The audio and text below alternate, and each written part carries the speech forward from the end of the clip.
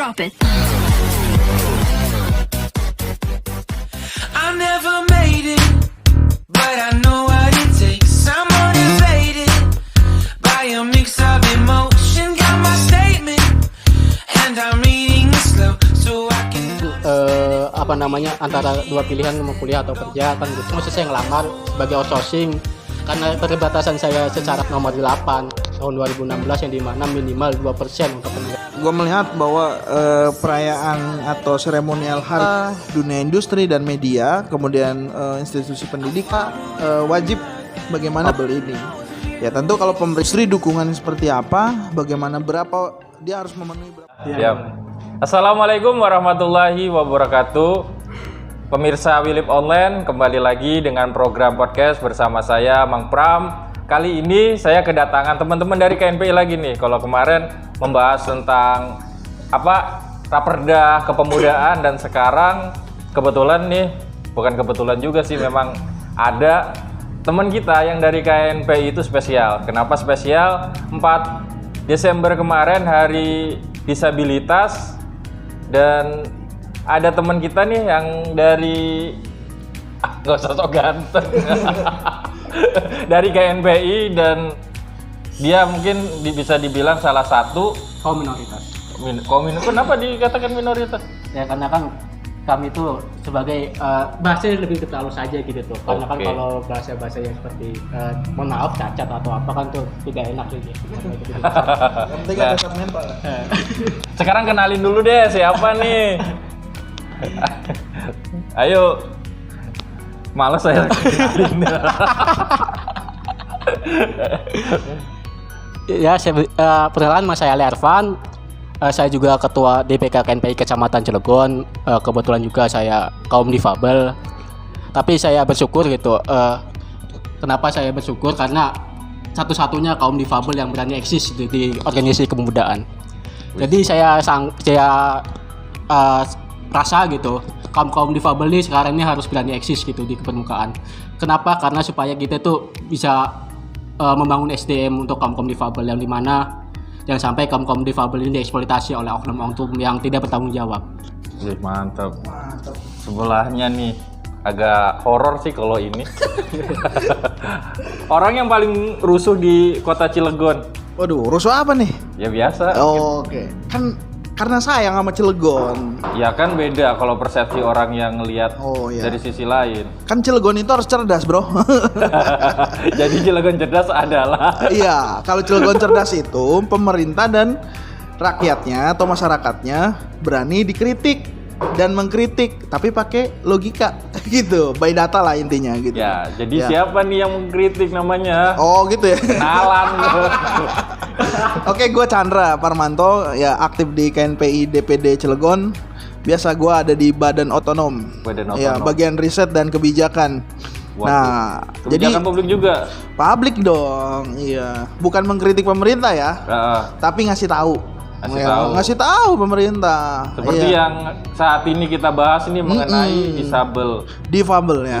Iya, karena kemarin ada rame-rame gitu kan, acara difabel gitu kan. Ya. Iya, ikut loh.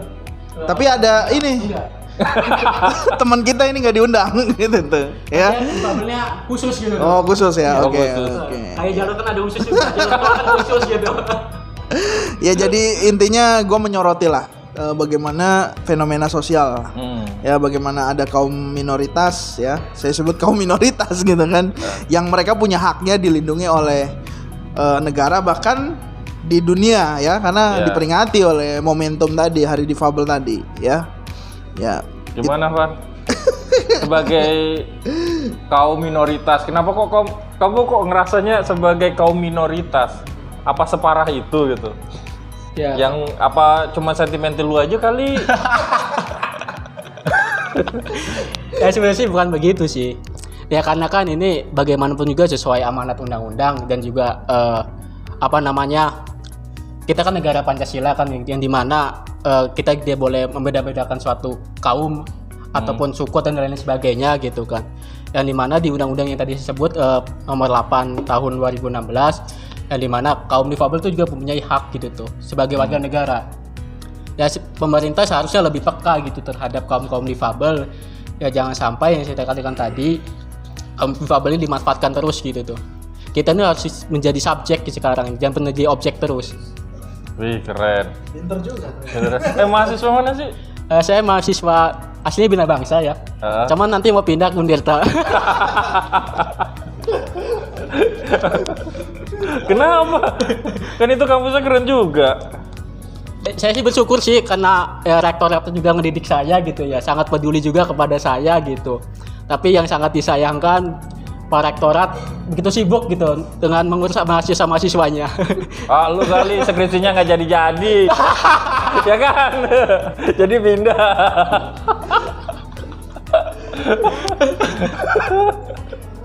Aduh, ini bercanda aja sih. Pan. Ya siap. Yang kamu rasain nih selama tinggal di Cilegon, teman-teman disabilitas itu bagaimana gitu untuk fasilitas ruang publik aja udah terpenuhi atau enggak sih? Kalau secara ruang publik tuh menurut saya belum. Ini sebenarnya ada true story, Mang, ada true story. Dulu saya pernah nongkrong tahun 2000 baru-baru ini lah, awal bulan kemarin, Januari. Iya. Itu ada story yang dimana saya lagi nongkrong sama kawan gitu dari Serang. Terus mohon maaf sebelumnya di situ ada tunanetra yang dimana dia tuh jatuh gitu tuh. Karena kata Mamang tadi katakan Cilegon ini ruang publiknya kurang ramah terhadap difabel. Maka di situ saya sebagai sama-sama difabel saya menolong. Tapi kan dalam hati saya kok lucu ya, yang nolong kok difabel gitu, kenapa nggak orang yang lebih normal gitu? Apakah orang yang normal ini tidak peduli terhadap kaum difabel? Apakah hanya memanfaatkan doang? Apakah gimana gitu? Ini gitu. Jatuh kenapa nih? Apakah ada trek yang warna kuning tuh kalau di trotoar itu bukan? Di Taman Layak Anak itu nggak ada, Mang. Iya, enggak, maksudnya teman yang jatuhnya itu gitu. Dia itu karena di situ tidak ada penanda untuk tunanetra, akhirnya dia keblosok gitu, Mang. Aduh, coba itu jalannya di depan Pemkot. Astaga, bukan untuk mencandai, tapi emang ini real. Teman-teman bisa lihat sendiri di teman-teman difabel yang tidak bisa melihat itu kan memiliki hak juga nih akses jalan. Salah satunya kan ada truk yang warna kuning itu. Tapi di depan Pemkot, antara depan Pemkot sama kantor polisi. Di situ kan ada sungai. Bayang nggak sih kalau seandainya ada teman kita yang tidak bisa melihat, terus berjalan ngikutin trek itu, akan apa? Jatuh ke sungai. Itu kan agak ngeri juga ya. Iya, bahaya juga. Pernah lihat? Untuk saat ini sih belum. Semoga aja nggak ada. Gitu. Enggak, maksudnya itu kan ironis banget gitu. Salah satu pembangunan jalan di kota Cilegon yang kayak gitu aja tidak diperhatikan, apalagi sepanjang jalan protokol sampai PCI itu bahaya banget gitu. Ya kayak contohnya sih, Mang, penyeberang jalan gitu kan. Ya contohnya kayak di Jakarta itu kan adalah untuk JPO tuh khusus untuk kaum difabel kan gitu. Apalagi kan Cilegon tuh sangat yang dikatakan ya kota industri, masa pemerintahnya tidak sadar gitu terhadap teman-teman seperti kami gitu kan. Bahaya juga kan misalkan ada orang tunanetra, mohon maaf, yang nyebrang tahu-tahu ketabrakan, itu kan nanti tanggung jawab siapa gitu. Yaelah, JPO orang kita aja yang normal itu JPO-nya nggak keurus, nggak mau lewat situ, rusak parah kan. Nah, kalau kebijakan kayak gini tidak terpenuhi, Bul. Ya, oke. Mungkin ya, Bul. Nggak apa-apa ini.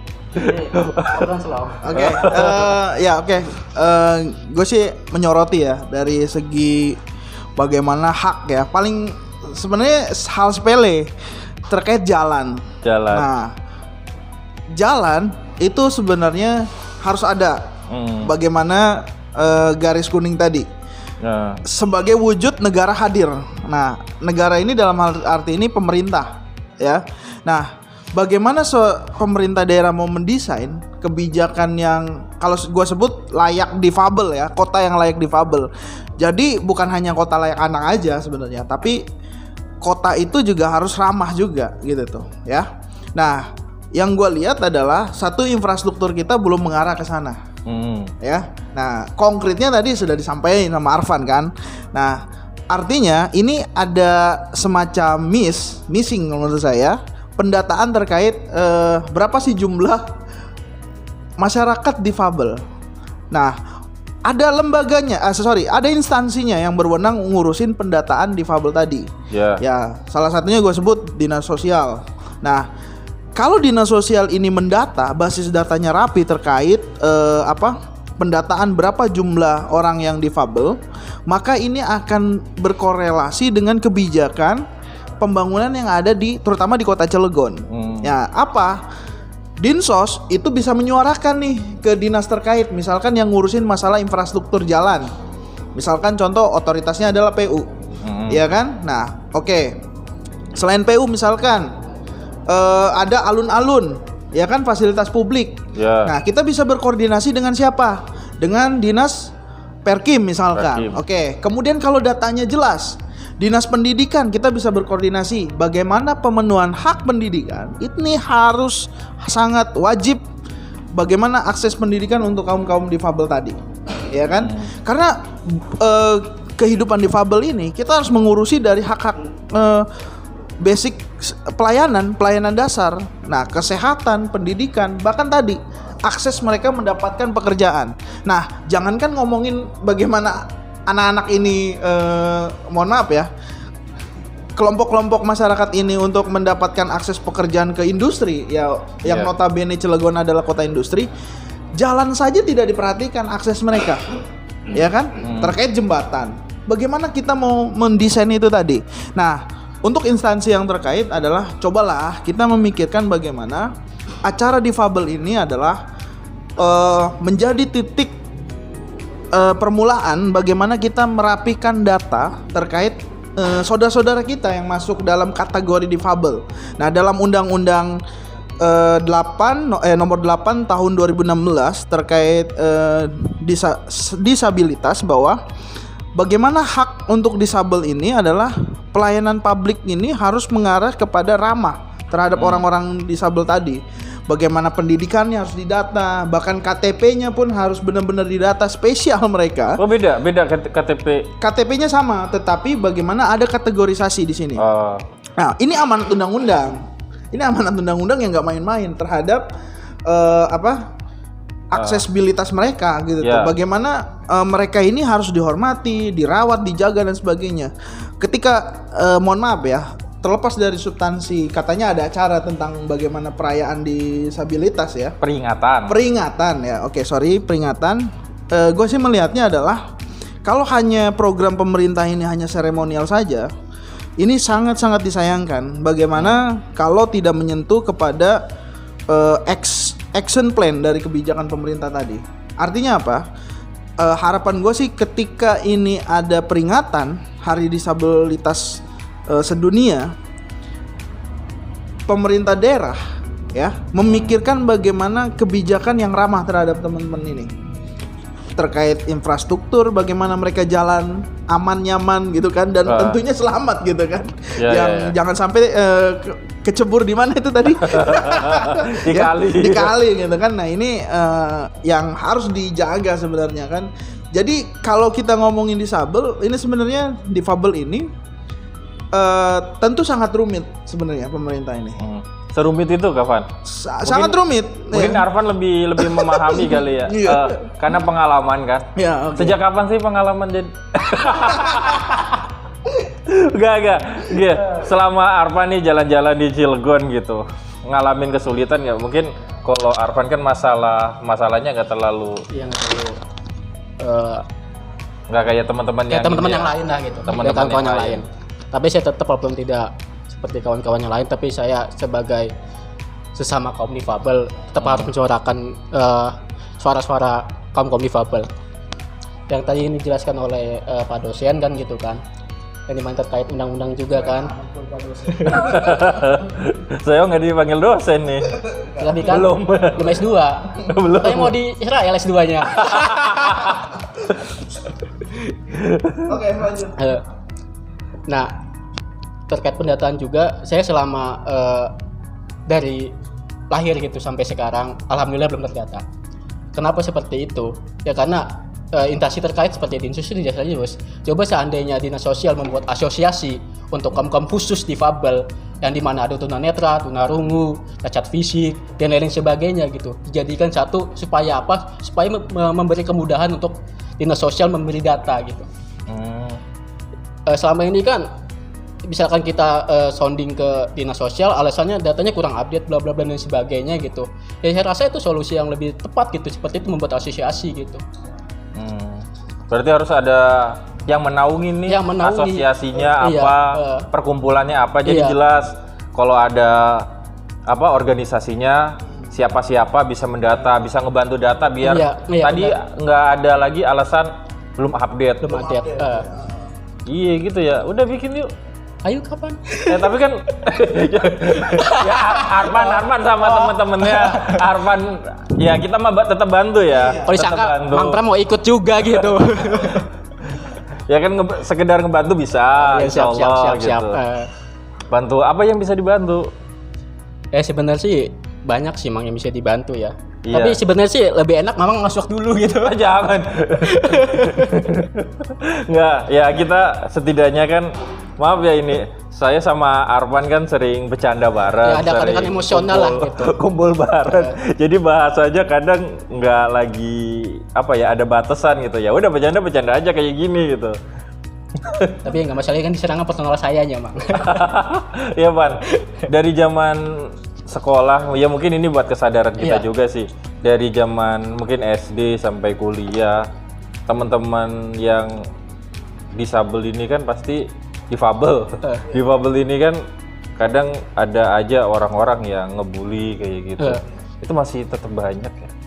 Itu masih banyak sih, tapi karena didikan orang tua saya yang dimana kita bikin santai aja gitu tuh, bikin santai aja, bikin ketawa aja. Makanya kan ketika ada orang ngeledek, "Topan, tangan kamu begitu," ya saya jawab aja kan, "Saya lagi butuh buah gomu-gomuno gitu, biar bisa manjang gitu kan." Jawab santai aja gitu. Ya karena saya melihat apa yang kita punya itu harus apa yang jadi kekurangan kita tuh harus jadi poin lebih gitu di masyarakat gitu. Bener. Yang sampai kekurangan kita itu kita merasa minder gitu. Oh saya mohon maaf cacat fisik gitu, tapi saya di rumah aja gitu, ngerem aja, tidak berani tampil itu. Maka dari itu ketika ada orang-orang yang menghina, merendahkan dan lain sebagainya, dibikin selalu aja, nggak usah terlalu baper gitu, nggak terlalu ini, karena dalam dunia kehidupan tuh ya seperti ya ini candaan segala. Kadang teman-teman kawan-kawan mohon maaf difabel tuh candanya lebih dark ternyata. Iya. Lebih dark. Contohnya mohon maaf ya sebelumnya, mohon maaf gitu. Saya juga pelaku difabel, mohon maaf sebelumnya. Saya juga kebetulan aktivitas di kampus Al-Haria dan ada SKH, sering sama guru-guru juga ada bercandaan kayak gitu. Ya makanya kan kadang kan, kok kamu kok gelap amat sih dunia ini kan gitu. Oh kamu buta kan gitu. Kadang gitu canda-candaannya kan gitu. Ya saya rasa harus seperti itu loh, dibikin slow, dibikin santai gitu. Jangan terlalu kaku gitu tuh. Ya itu kan candaan antara teman-teman disabel. Iya, walaupun ini di dunia walaupun dengan kawan-kawan yang normal juga kita harus tetap ya selalu santai aja. Santai gitu. aja, cuman ya aja. Kita juga harus memikir perasaan ya, kalau kita belum kenal, belum akrab, bercandaannya jangan kayak gitu ya kan, tetap menghormati dan menghargai. Bagaimana juga kekurangan di fisik bukan berarti harus kita bully. Nah ini ada kan salah satu komedian stand up komedi yang difabel juga yang namanya Dani Aditya gitu kan. Itu juga sama aja kan membercandakan diri sendiri gitu tuh. Ya saya katakan tadi, jadikan kekurangan itu sebagai nilai plusnya gitu tuh. Untuk mungkin ya kesadaran terutama di lingkungan sekolah lah, minimal kan ada nih sekolah inklusif yang dimana dalam sekolah umum tapi ada teman-teman khusus kayak di situ gitu, gak harus sekolah di sekolah khusus atau SLB lah ya. Menurut pandangan dari Pak dosen ya. Sedikit mencermati ya yang gue baca dari Undang-Undang nomor 8 tahun 2016. Tadi bab tentang pendidikan ini menarik sebenarnya. Sanksinya berat juga kalau misalkan unit layanan pendidikan tidak memberikan fasilitas Garis bawahi fasilitas ya. Fasilitas untuk siapa? Teman-teman kita yang difabel ini. Jadi harus ada standar-standar yang bagaimana untuk kaum difabel tadi. Ya. Kalau tidak, wah di sini tegurannya teguran tertulis, bagaimana penghentian kegiatan pendidikan yang gue baca dari undang-undang ini. Kemudian pembekuan izin sampai pencabutan sekolah-sekolah ini. Ketika tidak ramah dalam penyediaan fasilitas. Nah, ini artinya apa? Negara sangat strict sekali gitu tuh. Nah, tetapi dalam hal ini negara kan bukan hanya pemerintah pusat saja gitu tuh. Tetapi pemerintah pusat juga harus menginstruksikan kepada instansi di bawahnya melalui kementerian, melalui pemerintah provinsi, melalui pemerintah daerah, ya kan? Bagaimana kebijakan itu sampai sasarannya, bahwa kaum disabilitas ini dalam konteks fasilitas pemenuhan pendidikan, wah ini luar biasa gitu tuh. Mereka harus dilayani bagaimana memanusiakan manusia lah bahasa gua gitu kan. Nah, dan sanksinya pun agak berat di sini gitu tuh, dan tidak sepele gitu tuh ya. Nah, kemudian sedikit gue menyinggung tadi ketika Arfan belum didata bahwa bahkan pemerintah selain kaum difabel ini mempunyai KTP, dia harus ada pendataan. Dalam undang-undang ini wajib didata. Nah, ada bahkan mengisyaratkan undang-undang ini wajib membuat semacam kartu tanda difabel. Kartu tanda penyandang difabel. Waduh. Nah, artinya apa? Kalau ini dilakukan oleh benar-benar serius ya dari pemerintah pusat sampai ke bawah, saya kira amanat Undang-Undang nomor 8 tahun 2016 ini bakal terwujud, dan hak pemenuhan teman-teman ini dari kaum difabel saya kira akan terpenuhi semuanya gitu tuh, dengan ada basis data yang rapi. Nah, tadi ada kan celoteh bagaimana ada salah satu dinas bahwa ketika kita minta data di difabel tidak update dan sebagainya. Gue ingat sekali waktu gue nonton berita di Kompas, salah satu media, Menteri Sosial yang terbaru ya, Ibu Risma kalau tidak salah. Kenapa persoalan sosial di Indonesia itu sulit diselesaikan? Karena basis data di bawahnya ini berantakan. Iya, persoalan sosial ini. Jika ini dibenahi secara administratif, data-data ini teman-teman difabel ya, persoalan-persoalan sosial yang membutuhkan perhatian dari pemerintah, saya kira nanti gambaran sasaran kebijakannya pun akan jelas. Ya kan? Pemerintah akan bisa menghitung ya. Misalkan Dinsos punya data tentang difabel gitu tuh. Jadi ketika ngomong dengan Dinas Pendidikan dalam pemenuhan tadi, karena di undang-undang ini dijelaskan bagaimana pelayanan pendidikan wajib diberikan kepada teman-teman kaum difabel. Nah, gue melihat bahwa kalau kita nggak punya basis data yang kuat, yang rapi, akan sulit untuk berkoordinasi dengan lintas sektoral untuk pemenuhan tadi gitu tuh. Ya, bisa-bisa dalam satu kota atau kabupaten tidak ada sekolah kebutuhan khusus ya, karena tidak ada data yang jelas gitu tuh. Bahkan teman-teman kita yang punya kebutuhan khusus disamakan di sekolah, disatukan di sekolah-sekolah yang sekolah umum ya. Itu buat gue sih nggak masalah sebenarnya ya, karena sistem sekolah inklusif betul itu. Ya betul, karena sekolah umum juga ada tadi kan. Nah, tetapi ini yang membuat nanti di lapangan terjadi tadi kasus bullying terhadap siswa yang dalam arti kebutuhan khusus tadi ya. Ya, akan ada intimidasi juga dari teman-temannya. Maka ini harus ada punya zona atau ruang tersendiri sebenarnya, harapan gua sih sebenarnya. Nah, kemudian walaupun di sekolah umum ada inklusi ya, pengalaman juga sih pernah ngajar di sekolah agak berbeda. Ujung-ujungnya kita membedakan teman-teman siswa yang berkebutuhan khusus dengan yang biasa-biasa aja, yang umum ya dengan siswa umum. Yang umum gitu tuh. Nah, kalau faktanya seperti itu, kenapa tidak membuat space tersendiri gitu? Ya, pemerintah sudah memikirkan unit layanan pendidikan untuk kaum difabel ini, karena sudah jelas di undang-undangnya gitu tuh. Ya, kalau gue melihat dari sisi kebijakan, pemerintah ini sebenarnya konsen terhadap difabel gitu tuh. Cuma karena itu tadi kalau emang faktanya pemerintah daerah kekurangan data dan sebagainya, yang gue tahu di dinas sosial itu punya tenaga lapangan pendamping sosial, yang tugasnya mendata persoalan sosial, ya. Jadi lucu kalau misalkan kita nanya berapa kaum difabel dan sebagainya.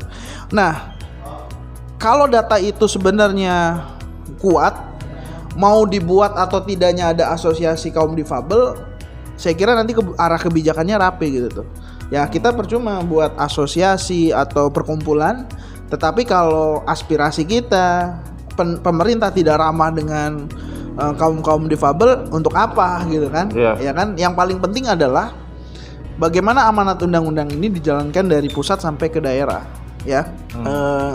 Karena persoalan pemerintah itu kan ya sedikit sih menyinggung bagaimana pemerintah itu ngurusin dari orang yang lahir sampai orang itu nggak ada gitu kan, ya.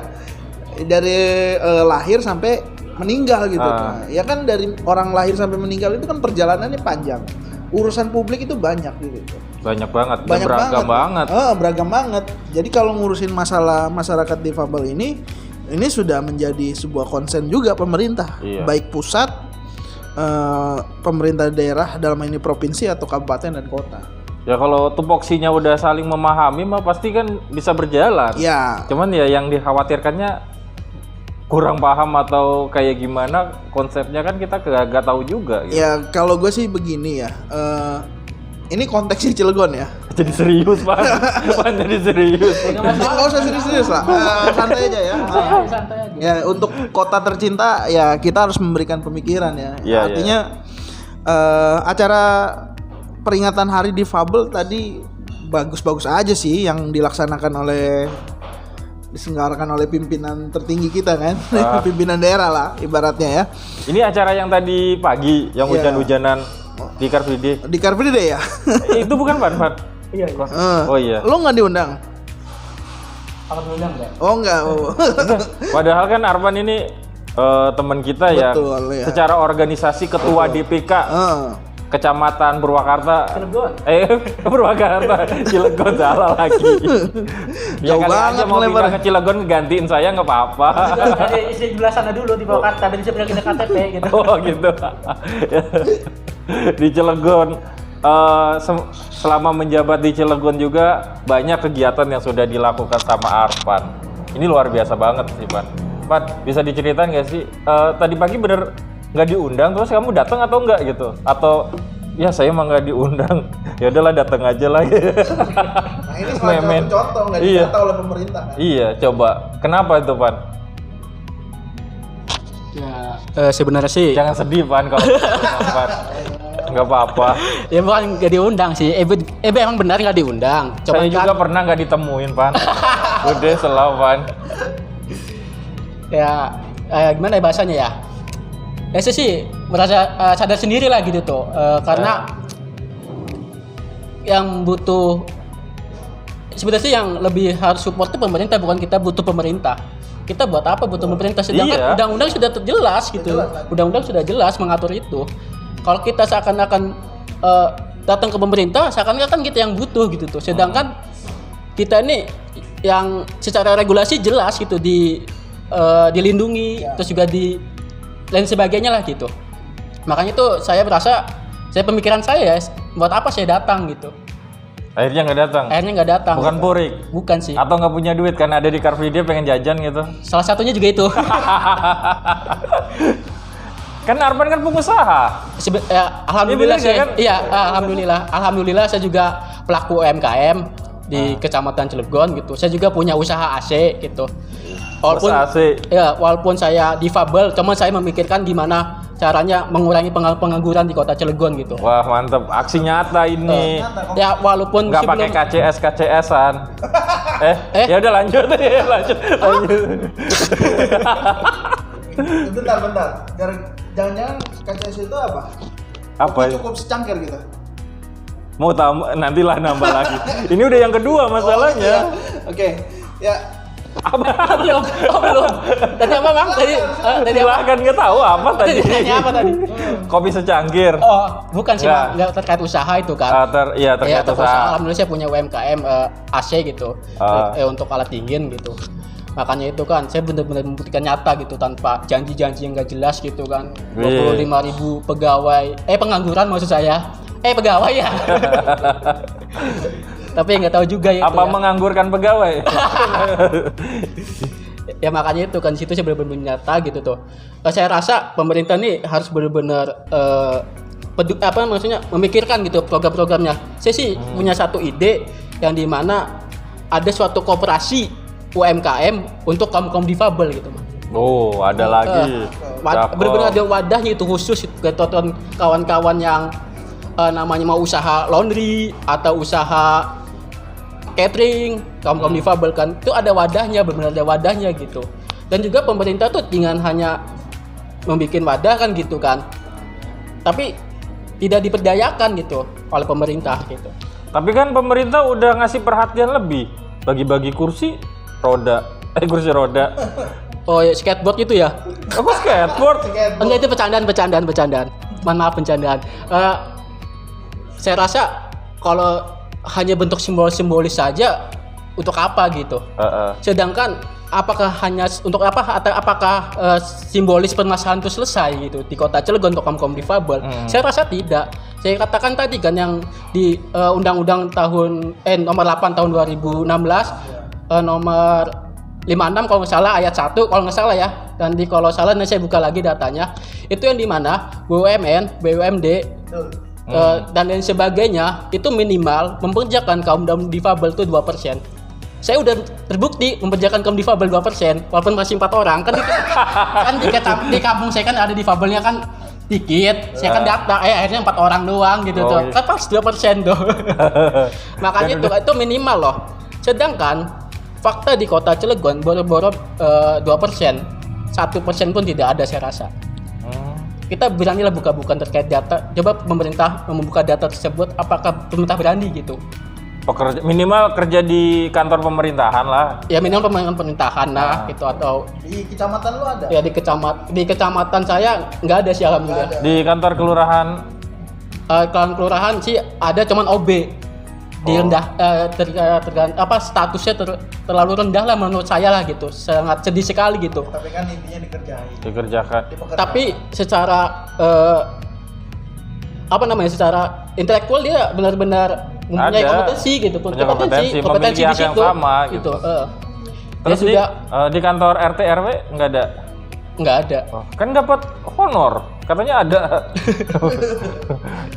Kebetulan sih bukan RW-nya sih ya. Jadi saya nggak tahu. Ya lanjut.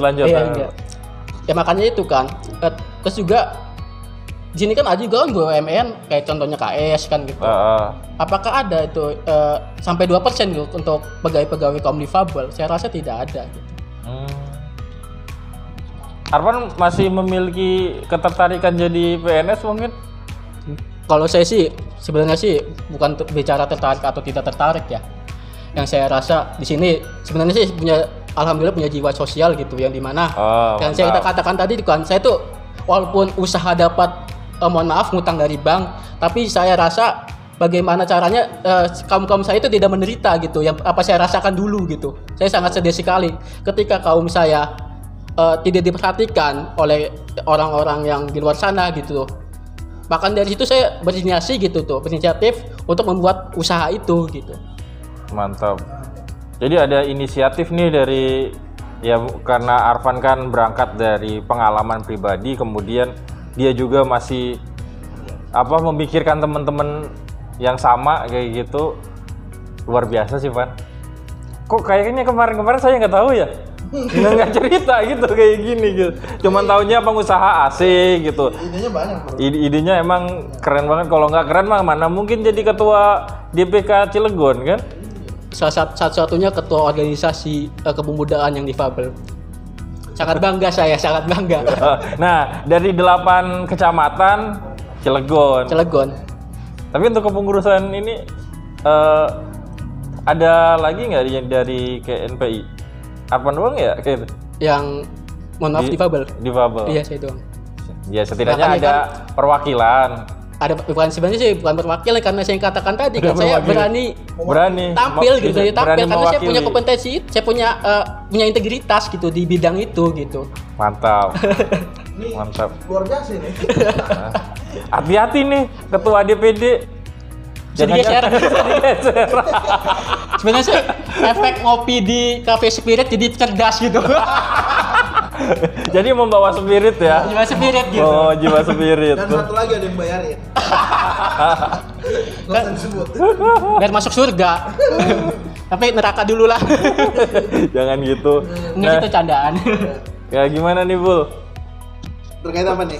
Ya kan si Arfan dia berangkat nih karena Ya. ngalamin kondisinya dia itu nggak enak kayak gitu, akhirnya berpikir bagaimana agar teman-temannya Arfan juga bisa terangkat melalui pekerjaan yang dibuat atau yang ditekuni oleh Arfan ini gitu.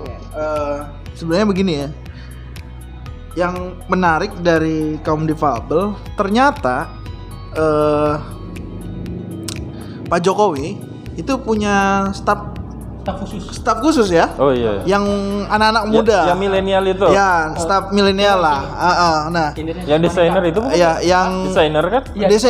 desainer. Nah, perempuan ya? Perempuan. Ya, siapa namanya? Aduh, namanya saya agak lupa ya. Gue juga lupa itu.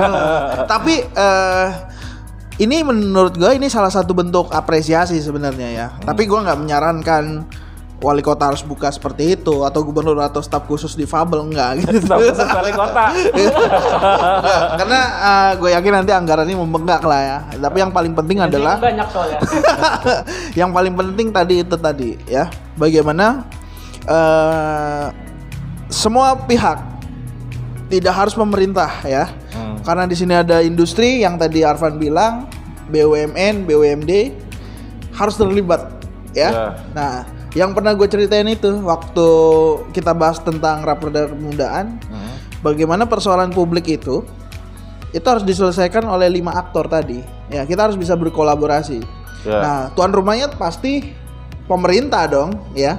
Bagaimana pemerintah ya membuka kolaborasi kepada industri, ya kan, media, kemudian pendidikan, ya, dan masyarakat ya. Bagaimana mengkampanyekan dukungan-dukungan untuk kaum difabel. Ayo sih terima orang kerja di fabel gitu kan. Kemudian media, ayo kita angkat gitu tuh. Bagaimana yang punya potensi ini, kayak contoh tadi kan Arfan punya usaha AC dan sebagainya. Terus terang gue juga ada di DPK Cilegon sebagai MPI ya, banyak kasih masukan dan saran juga ya terkait ide-ide program kepemudaan lah ya. Gue bukannya merasa pengen konsen terhadap orang yang difabel gitu tuh, tapi gue yakin lah manusia itu sudah diberkahi oleh Tuhan tentang kelebihan dan kekurangan gitu tuh. Memang gue lihat Arfan ada kekurangannya, tetapi gue harus bagaimana lihai dong melihat nih anak bagaimana geraknya gitu ya dalam usaha dan sebagainya. Karena jujur aja gue satu prem gitu tuh. Bahkan nanti kan di Cilegon ini akan ada proyek yang sangat besar gitu itu. Nah, harapan gua kalau ini misalkan bisa diinisiatorkan oleh Arfan ya, terkait bagaimana pemanfaatan sampah yang katanya wali kota kolaborasi dengan salah satu perusahaan ya untuk bahan energi ya, bahan energi pemasok listrik gitu tuh. Nah, harapan gua kalau misalkan nanti ini terjadi, Arfan menjadi inisiator, nah ya kita patut berbangga lah. Ada teman-teman kita yang punya kekurangan ya dalam konteks fisik atau masuk dalam kategori difabel, punya ide cemerlang bagaimana dia bisa memberikan masukan ya. Dia bukan bagian dari masalah sosial, tetapi dia bagian dari solusi persoalan sosial. Ini akan menjadi terobosan buat Arfan secara pribadi. Ini akan menjadi sebuah kebanggaan dan ini prestasi juga loh ya. Outputnya adalah saya minta bagaimana pemerintah perhatian lah ya terkait pendataan gitu tuh. Pemerintah daerah itu kan punya ujung tombak nih, RT, RW, kelurahan dan kecamatan cobalah mereka mendata gitu tuh masyarakatnya. Nah, ketika dari tingkat kecamatan sudah datanya lengkap, ini kan bisa di-store nih ke instansi terkait. Nah, ketika pemerintah sudah punya gambaran datanya seperti apa, berapa jumlahnya, kecamatan mana yang banyak kaum difabelnya, pemerintah akan berpikir untuk menzonasikan, memapping kebijakan-kebijakan apa sih yang paling efektif untuk kaum difabel ini. Pan, saya tuh pengen cerita nih, Pan. Sebenarnya kemarin kan ikut jadi finalis SIN 2021, finalis film, dan salah satu finalisnya adalah dia tidak bisa melihat tapi dia jadi penulis skenario film. Dan itu filmnya disukain sama Pak Sandiaga Uno. Itu keren. Jadi namanya Mas Majid dari Sidoarjo. Ini teman saya yang luar biasa karena selama 15 hari kita bareng berproses bareng lah kayak gitu, bahkan menjadi penulis skenario orang yang tidak bisa melihat pun bisa kayak gitu. Dan hebatnya lagi Mas Majid ini dia dapat beasiswa dari salah satu perusahaan luar negeri kuliah di Australia. Lu kayak mau kayak gitu? Ya setiap orang kan berbeda-beda, hanya saja kesempatannya gitu. Ya kalau secara manusiawi ya. Kalau untuk prestasi sih ingin gitu. Tapi yang saya sudut pandangi di sini bahwa pemerintah Sidoarjo ya itu benar-benar konsen gitu untuk kaum difabel. Makanya itu saya berinisiasi gitu kan, inisiatif coba di Cilegon diadakan suatu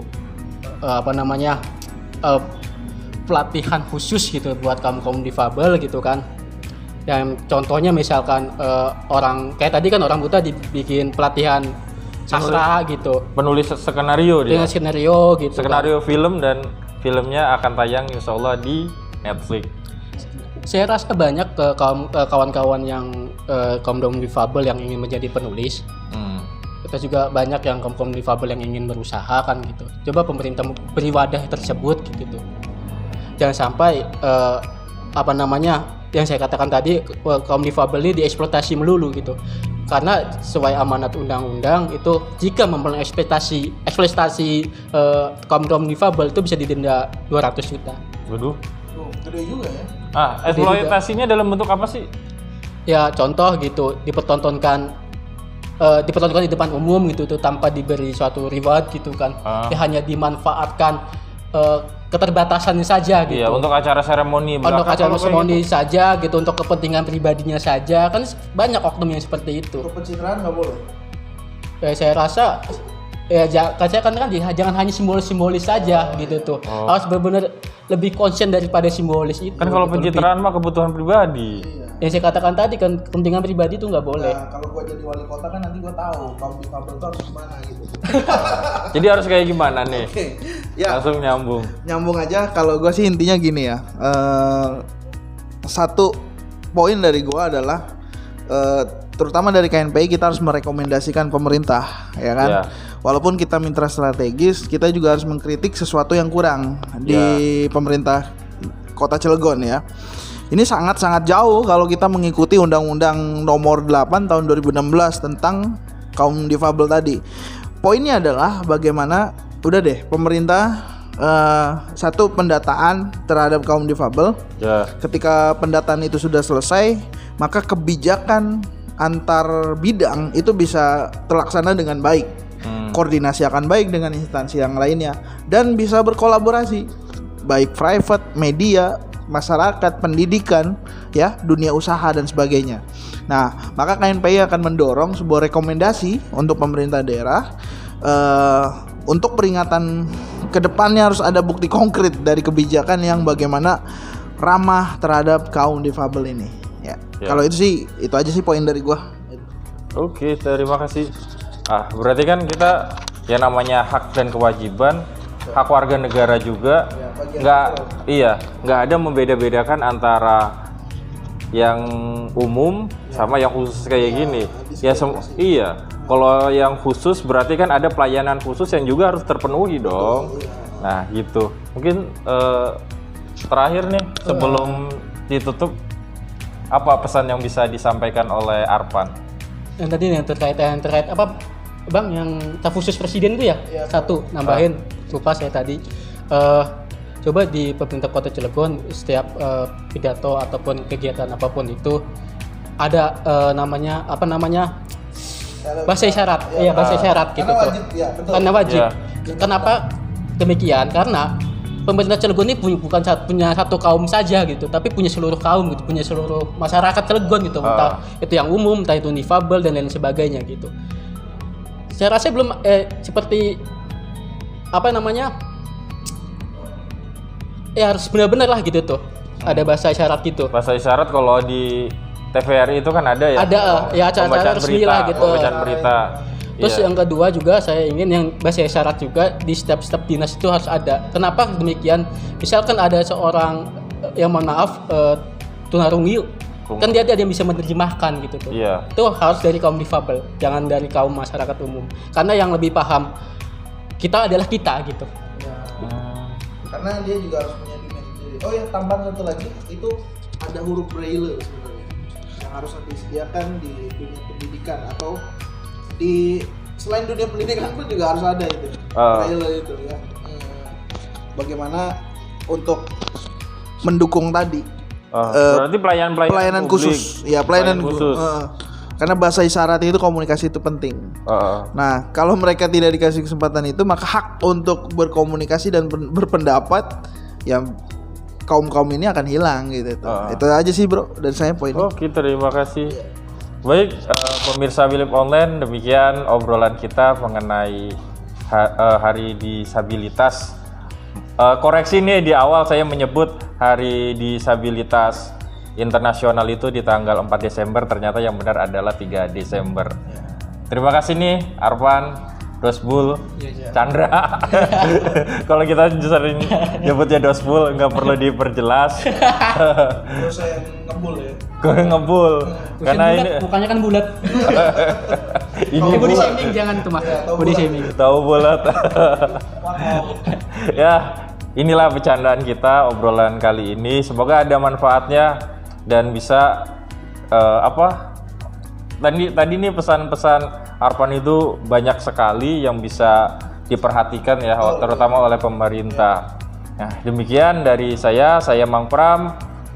Saya tutup program podcast kali ini. Sampai jumpa di episode berikutnya. Assalamualaikum warahmatullahi wabarakatuh.